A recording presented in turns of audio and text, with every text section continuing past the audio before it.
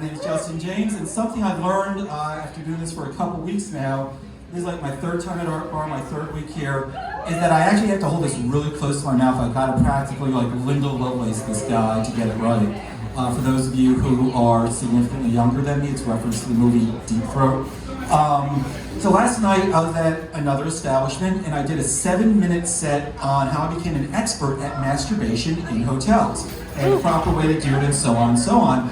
And it was tough because there was only like 10 or 15 people there and it's hard to get laughs out of people. And it reminded me of this book. It's my favorite non-fiction book. It's called Influence by a guy named Robert Cialdini. And one of the things it talks about is social permission. When somebody else does something, we feel permission to do it ourselves. And that's how you see like so many atrocities, right? Where you're like, how did this horrible crime happen in the middle of the street and nobody did anything about it? Well, it's because nobody did anything about it. Like, you need to have a first mover.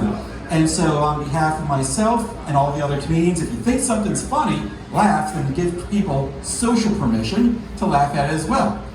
Otherwise I won't know how badly I suck. I'll just be like, is this crowd dead or do I just suck?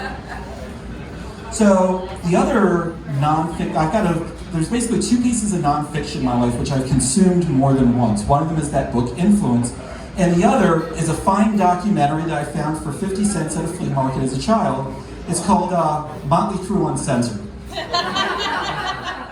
Raise your hand if you're a fan of Motley Crue. You may have heard Kickstart My Heart, Dr. Feelgood, Live Wire. I've got a picture of myself on my phone. I'm about 19, 20 years old, and I emulated the Live Wire video. I had these leather pants. I used to wear leather pants around like everywhere. Like, not while riding a motorcycle, not while going to like a leather daddy convention, but like everywhere I wore these leather pants. And I bought them as a broke college kid. I had like 0 fucking money, but I had $300 for leather pants. First credit card, $1,000 limit, got tapped out real quick. And I used to do this thing where I'd squirt lighter fluid all over myself and light up on fire. And it was like a cool party trick, because in the Live Wire video, Nikki Sixx does this, and I'm like, oh shit, these guys are cool. You know, they go to Vince Neil's house to do the interview, and they knock on their door, and this beautiful blonde, she doesn't even have like a towel like wrapped around her. She's just kind of holding the towel in front of her. And she's like, they're like, we're here to interview Vince Neil, and they're like, and she goes, who? And I was like, yes. This girl's like so drunk and coked out of her brain, she doesn't even know whose house she's at. This is the life. You can take this college thing. I don't need this college thing. Whatever it is, I've got to live this lifestyle. Like, it was like such a revelation to me. And unfortunately, I can say that I did finish college, and I can tell you that having a double major in history and philosophy is not the path to having 5 or 6 random gorgeous women opening up my doors for me. I can tell you it's a minor miracle that I have a career at all. I'm very grateful for that. But yeah, I mean, this movie, Motley Crue Uncensored, it's been a staple in my life.